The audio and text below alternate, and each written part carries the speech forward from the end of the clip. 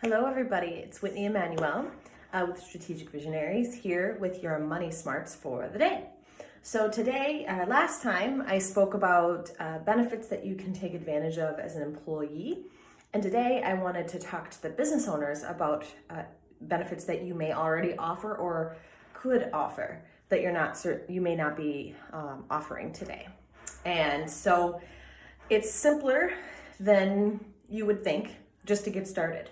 The larger the company, the more complex the benefits get. But I'm going to start from the ground up today on benefits that you can provide to your employees. So the number one, of course, is health insurance. That's pretty complicated and it can get expensive.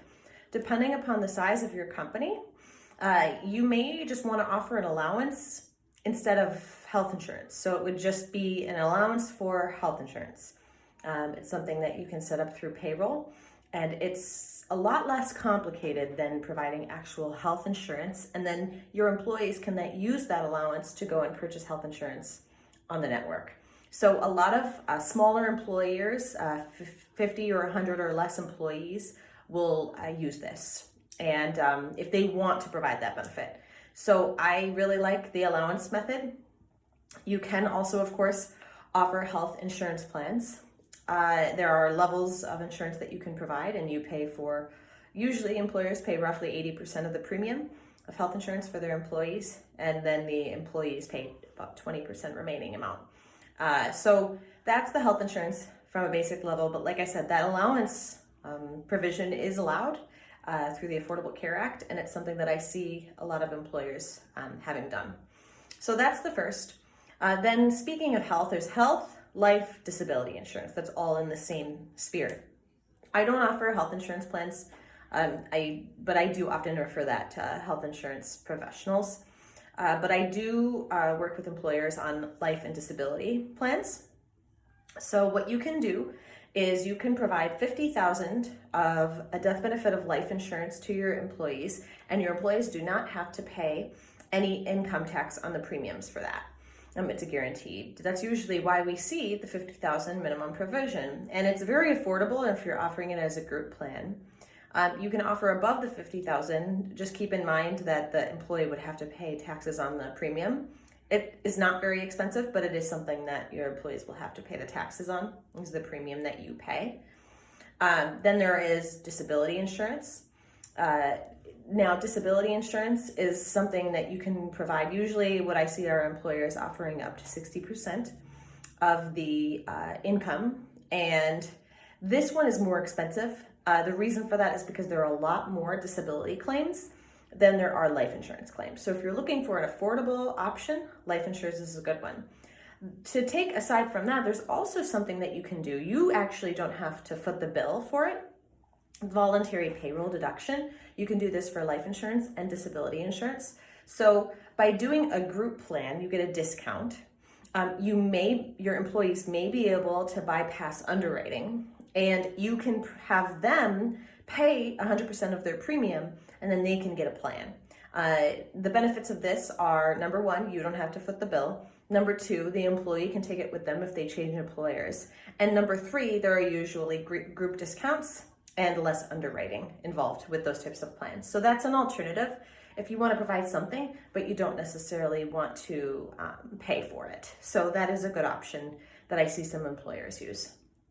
So that covers the insurance side of things. And of course, there's the retirement planning. And that's what a lot of people and employers, when I talk to them, think about when they think about offering benefits, aside from health insurance. So I typically will set up simple IRAs. That's the most common one for employers that have 100 or less employees. The reason, because it's simple in the name, but also because it's pretty affordable. It's a 2 or 3% match depending upon how you set it up.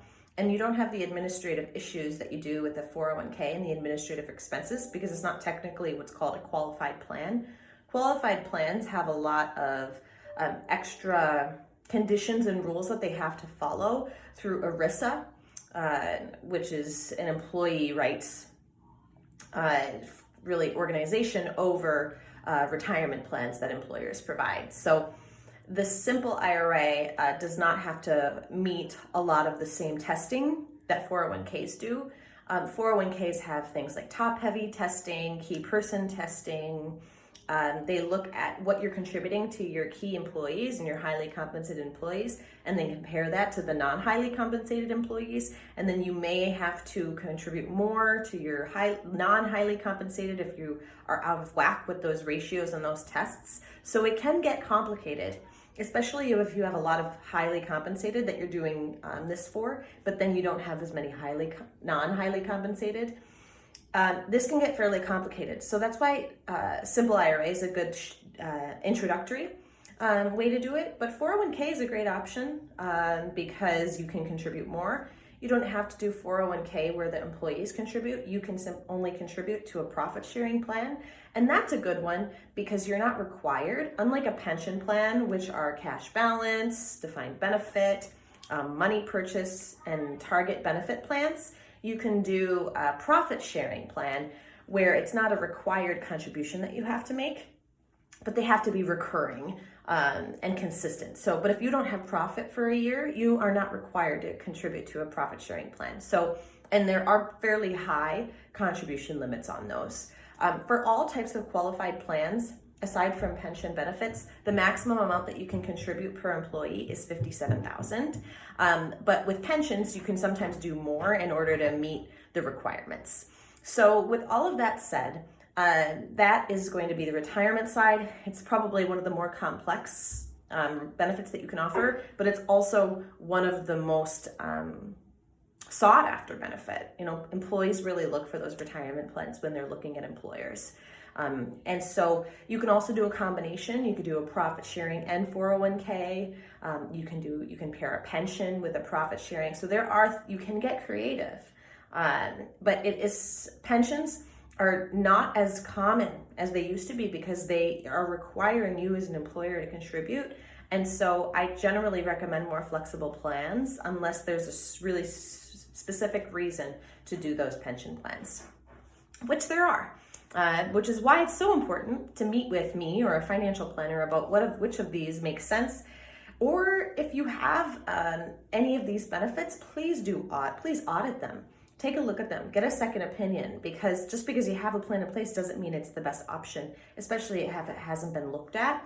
And then another thing with 401ks is that there is a lot of fiduciary oversight with some rules over the last several years that have gone through. You need to make sure that if you are sponsoring the plan as the employer, that your record keeping is taking place, that you're not the fiduciary of the plan, and if you are, you need to make sure that your employees are receiving advice. That's also your role if you are the fiduciary. So please contact me if you have questions on that or any of the other benefits that I mentioned. But you can go as small or as big as you want. You can customize it according to what you want to do and what your employees want from you, and then also what you can afford. So again, that's Whitney Emmanuel with your Money Smarts today, speaking about employer-provided benefits. Thanks so much.